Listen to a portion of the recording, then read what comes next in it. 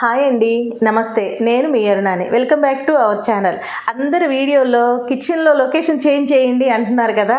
ఆ కిచెన్లో ఆ మూల లేకుండా ఇప్పుడు ఈ మూలకు వచ్చాను. చూడండి, మన కిచెన్ సింపుల్గానే ఉంటుంది. అందరికిలాగే సీసాల్లో పప్పు ఉప్పులు పోసుకొని ఉంటాను. రైస్ కుక్కరు, మిక్సీ, హాట్ వాటర్ది చిన్న మిక్సీ, ఇంతేనండి. ఇక్కడ ఫ్రూట్ స్టాండ్స్, ఇంతే, ఇంకేముండదు. ఈ బ్యాక్గ్రౌండ్ మీకు నచ్చినట్టయితే కామెంట్ సెక్షన్లో కామెంట్ చేయండి. మీకు నచ్చిందా నచ్చలేదా అని. ఒక లైక్ అయితే కొట్టడం మర్చిపోవద్దు.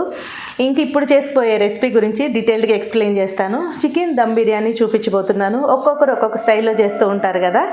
నేను ఎలా చేస్తానా, మా ఇంట్లో మా పిల్లలు ఎంత ఇష్టంగా తింటారో, ఒక కర్రీ అయిపోయే లోపల బిర్యానీని ఈజీగా చేసుకోవచ్చు. అది ఎలా చేసుకోవాలో చూపిస్తాను, వచ్చేయండి. ఇక్కడ నేను 1 kg చికెన్ తీసుకున్నానండి బిర్యానీకి.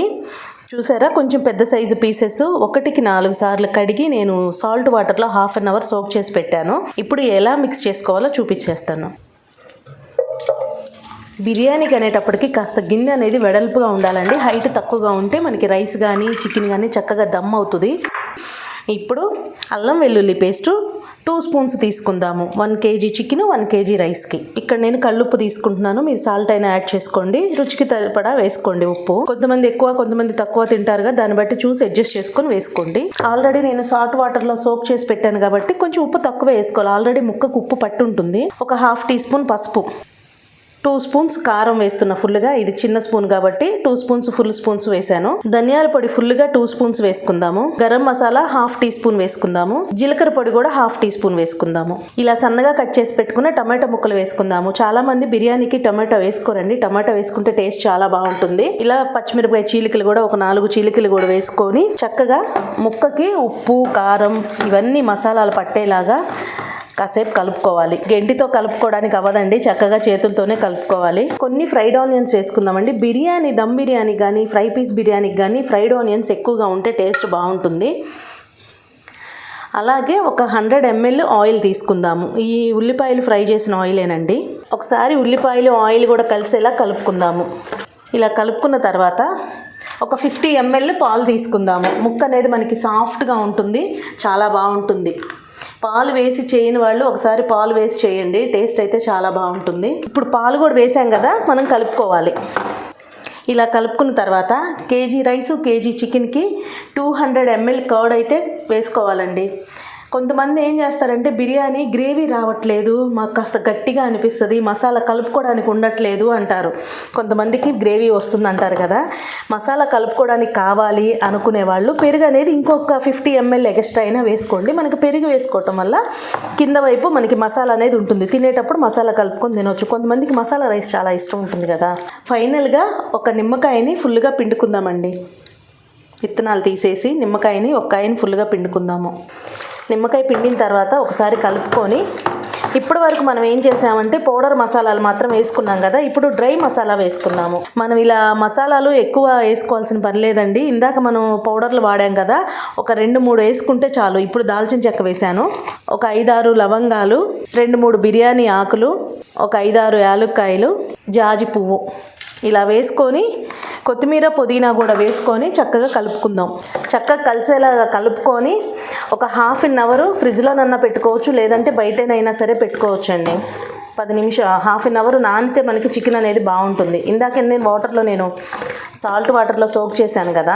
ఇప్పుడు కూడా ఒక 1/2 అవర్ టైం ఉంటే 1 అవర్ అయినా సరే చికెన్కి అనేది రెస్ట్ ఇచ్చేస్తే ముక్క అనేది సాఫ్ట్గా ఉంటుంది మనకి.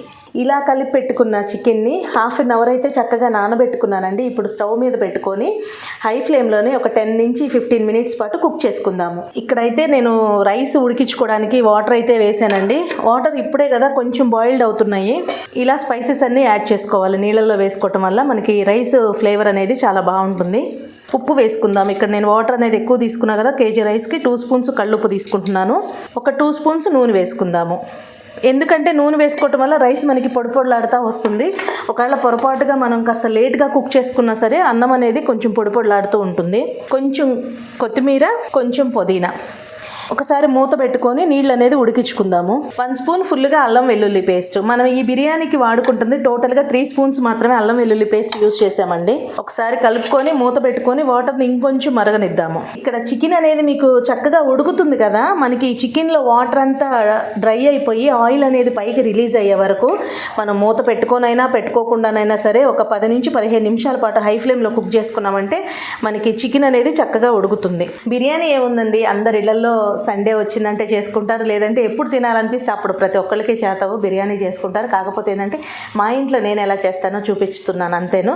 కాకపోతే ఏంటంటే కొంతమంది ఏం చెప్తారు, రైస్ మెత్తగా అవుతుంది అని కంప్లైంట్స్ ఉంటాయి చాలామంది దగ్గర.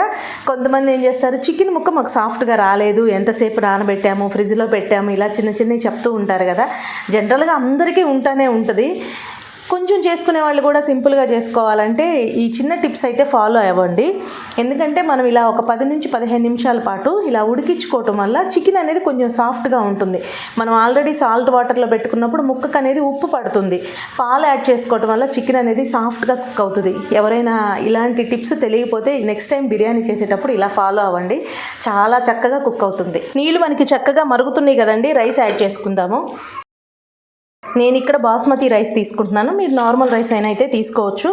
బాస్మతి రైస్ తీసుకునేటప్పుడు అయితే ఒక హాఫ్ అన్ అవర్ అయినా సరే నానబెట్టుకోండి.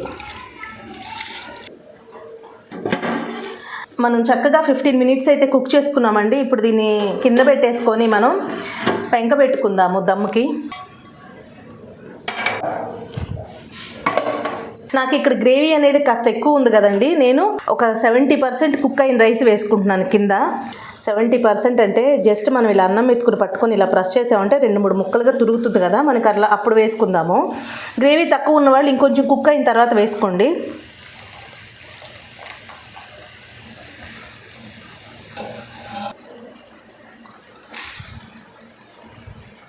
ఇలా రైస్ని కొంచెం సెట్ చేసుకుందాము.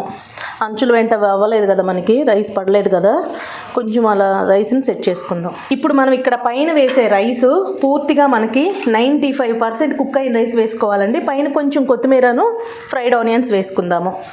మనకి ఇక్కడ పూర్తిగా రైస్ అనేది చక్కగా ఉడికిపోయిందండి. ఇక్కడ రైస్ అనేది మనకి 90% ఉడికిందండి. చూసారా, అన్నం మెత్తగా అయిపోయింది కదా. ఇప్పుడు రైస్ని అంతా వేసేసుకుందాము. ఇలా పూర్తిగా వేసుకున్న తర్వాత రైస్ని కొంచెం సెట్ చేసుకుందాము. ఇంకా కొంచెం ఫ్రైడ్ ఆనియన్స్, కొంచెం కొత్తిమీర, ఫైనల్గా కొంచెం నెయ్యి వేసుకుందాము. కొంచెం లెమన్ వాటర్ వేసుకుందామండి. ఒక 2 స్పూన్స్ 3 స్పూన్స్ అట్లా లెమన్ వాటర్ వేసుకుందాము. ఒక 2 స్పూన్స్ 3 స్పూన్స్ లెమన్ జ్యూస్ వేసుకుందాము. ఇక్కడైతే నేను సాఫ్రాన్ని కొంచెం వేడి పాలల్లో నానబెట్టానండి. కొంచెం మనకి కలర్ఫుల్గా ఉండటానికి, బిర్యానీలాగా అనిపించడానికి, బయట తిన్న ఫీల్ రావాలంటే కొంచెం కలర్ఫుల్గా ఉండాలి కదా బిర్యానీ. కొంచెం మంచి ఫ్లేవర్తో ఉండటం కోసం ఇక్కడ కీర్వా వాటర్ యూస్ చేస్తున్నాను నేను. మీరు కీర్వా వాటర్ ప్లేస్లో రోజ్ వాటర్ ఉన్నా కూడా యాడ్ చేసుకోవచ్చు, లేదా 2 ఉన్నా 2 కూడా వేసుకోవచ్చు. ఇప్పుడు ఒక క్లాత్ కనుక వేసుకొని మనం హై ఫ్లేమ్లో ఒక 5 నిమిషాలు, మీడియం ఫ్లేమ్లో ఒక 20 మినిట్స్ పెట్టుకొని కుక్ చేసుకున్నామంటే మనకి కరెక్ట్గా దమ్ అనేది అయిపోతుంది. ఇలా మనం క్లాత్తో కవర్ చేసుకొని చక్కగా ఎక్స్ట్రా ఉన్న క్లాత్ని పైకి జాగ్రత్తగా పెట్టేసుకోండి, లేదంటే వేడి ఏమన్నా తగులుతుందేమో. ఇప్పుడు మనం రైస్ ఉడికించుకున్న వాటర్ ఉన్నాయి కదా, ఈ గిన్నెని బరువుకు అలాగే పెట్టేసుకుందాము. మనకి హై ఫ్లేమ్లో ఒక 5 మినిట్స్, లో ఫ్లేమ్లో ఒక 25 మినిట్స్ పెట్టుకుంటే టోటల్ 30 మినిట్స్కి మనకి బిర్యానీ అనేది దమ్ అయిపోతుంది. దమ్ అయిన వెంటనే తీయకుండా ఒక 20 మినిట్స్ అయినా బిర్యానీకి రెస్ట్ ఇచ్చేస్తే అన్నం చక్కగా సెట్ అవుతుంది. నేను స్టవ్ ఆఫ్ చేసి కూడా ఇప్పటికి 20 మినిట్స్ అవుతుందండి, చూద్దాము.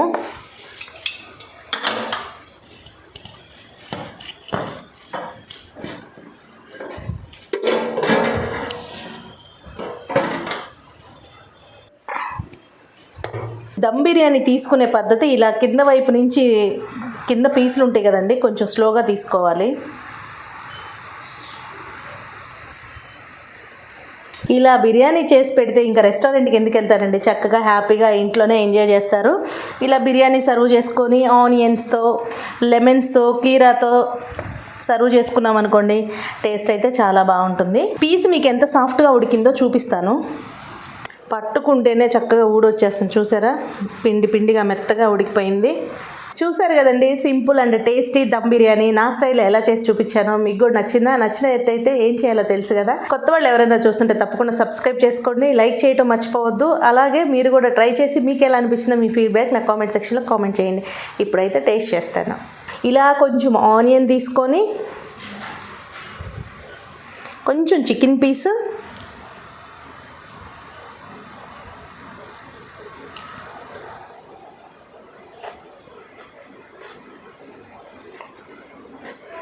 టేస్ట్ చాలా అంటే చాలా బాగుంది. మీరు కూడా ఇలా తయారు చేసుకొని మీకు ఎలా వచ్చిందో చెప్పండి.